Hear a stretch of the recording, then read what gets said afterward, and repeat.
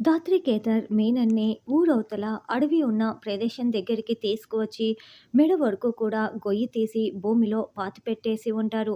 తల మాత్రమే మీనన్‌కి బయటికి కనిపిస్తూ ఉంటుంది. జేడీ, కారు దగ్గర చాలా స్టైల్‌గా నిలబడి ఉంటారు. "జేడీ ఏం చేశావు? నా వేలు కూడా కదలట్లేదు. ప్లీజ్ జేడీ నన్ను బయటికి తీ జేడీ" అని మీనన్ బతిమలాడుతూ ఉంటాడు. ఇలాగే ఉంటే నేను చచ్చిపోతాను జేడీ. ప్లీజ్ జేడీ అని మీనన్ బతిమలాడుతూ ఉంటే, అందుకే కదా మీనన్ నేను నిన్ను ఇలా సెట్ చేసింది.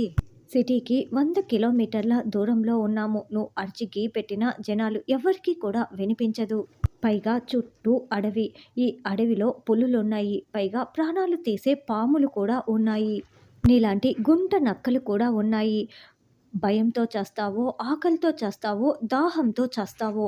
ఏ పాము కొట్టో, ఏ పులి వచ్చి దాడి చేసో నువ్వు ఎలాగైనా చావచ్చు. మేమైతే వెళ్తున్నాం అని జేడీ కారులో అక్కడి నుంచి బయలుదేరి వెళ్ళిపోతారు. జేడీ నేను లైఫ్‌లో ఇంకెప్పుడు కూడా క్రైమ్ చేయను జేడీ. ప్లీజ్ జేడీ నన్ను వదిలేసేయ్ జేడీ అని మీనన్ గట్టిగా కేకలు పెడుతూ ఉంటాడు. అయినా కూడా దాత్రి కేదార్ అస్సలు పట్టించుకోకుండా మీనన్‌ని అలాగే వదిలేసి కారులో వెళ్ళిపోతారు. రాత్రి అవ్వగానే ఒక పెద్ద పులి మీనన్ దగ్గరికి గాండ్రిస్తూ వస్తూ ఉంటుంది.